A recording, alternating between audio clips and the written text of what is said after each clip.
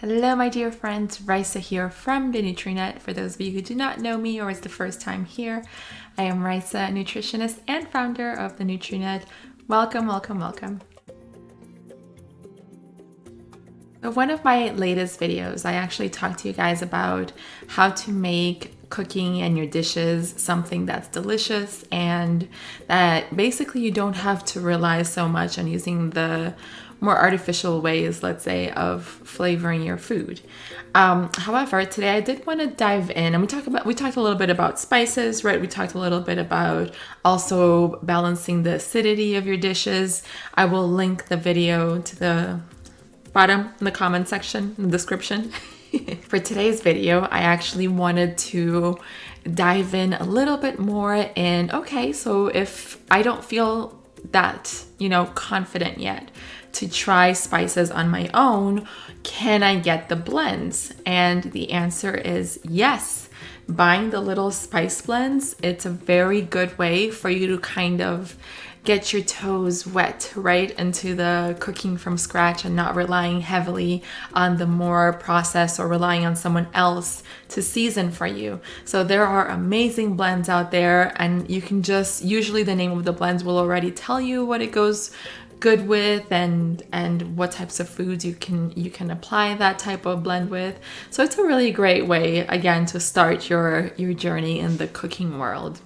But there's always a but here. Whenever you're buying something that someone else already had a say on what goes in it, it's like if something is a little bit more processed than your just spice, right?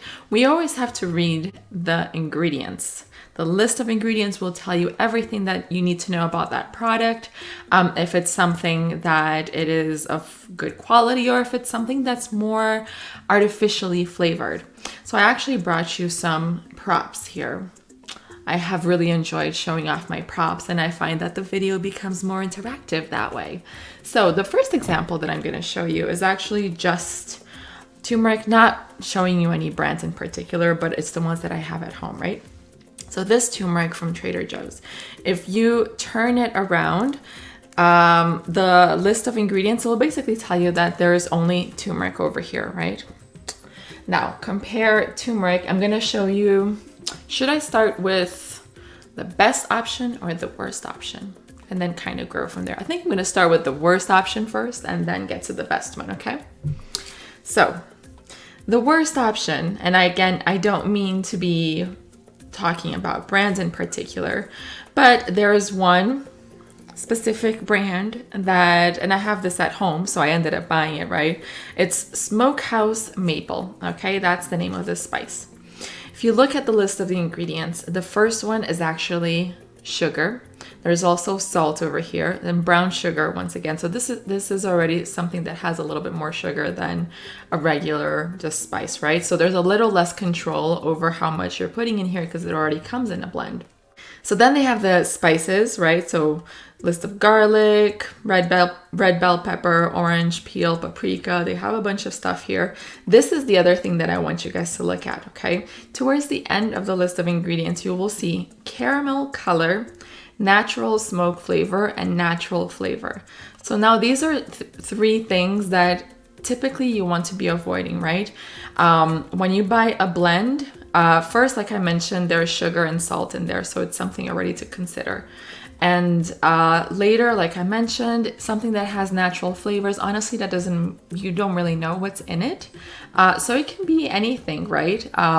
This is, I would say, not something that you want to be using in your cooking every single day. Let's put it that way. It's something like for a dish here and there that you want that smoky flavor, and it's more like, I don't want to go out and buy it in a restaurant. I want to make it my own. That's always going to be a better step than just going out and buying it pre-made, right? So this is definitely a step up from that.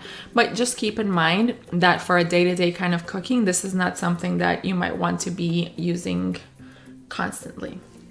Okay, so the next up, It's not that I buy only my spices from Trader Joe's, but this is another one from Trader Joe's. And it's an example that's that's better than the previous one that I showed you, right? First ingredient is gonna be your coffee, so that's already better. Second is brown sugar, sea salt, sugar again. The similarities between this one and the first one is that they still have the sugar and the salt. The difference over here is that it doesn't have that natural flavoring.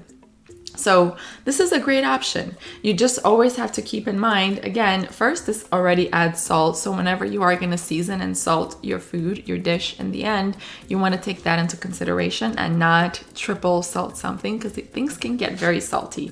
And here's salty. Isn't that an expression? It gets salty. Is it? Anyways. So yeah, you want to make sure that you're not overly salting your dishes. Here's a little fun fact too. When you are cooking, make sure add the salt towards the beginning. You know why? Because if you add it towards the end, you might miss the point, because the flavors come together and they combine and they evolve as you're cooking. So if you add everything towards the end of your cooking process, that's a very, you might easily over salt something that way. Little pro tip. Go seasoning. That was one of the tips from my other video, actually. Go seasoning as you're cooking. Okay, so moving on to the golden standard now. Such a dork. Okay, so this is a really great option. It's a garam masala that we actually ordered online. If you look at the list of the ingredients, it's just your spices. So it's cumin, it's cinnamon, coriander, black pepper, dry ginger, clove, green cardamom, bay leaves, black cardamom, nutmeg, and that's basically it. So there is no salt, there is no sugar. That's something that you can add on your own later on if you feel that your dish needs it. It's just the spices grown up. So whenever you're looking for a spice blend, look for something like this, right? Read the list of the ingredients. You know, if it has sugar and salt, it's just something to consider. It's not a huge no-no. If it has the natural flavoring, it's something that you want to be considering and being mindful of, okay?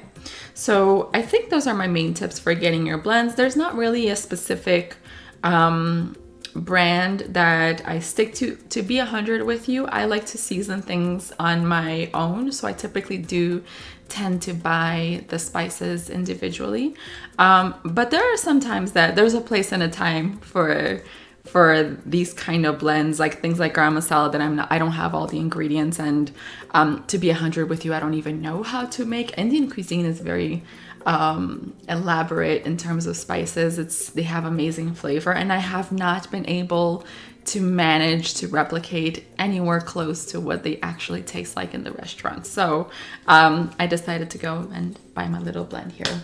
So those are my main tips for you guys. If you have any questions or any topic suggestions, make sure to comment below and I will create a video sharing whatever knowledge I have on the topic. Also, if you have not subscribed, make sure to do so you can be on the know of the latest video. And hope you guys have a wonderful day.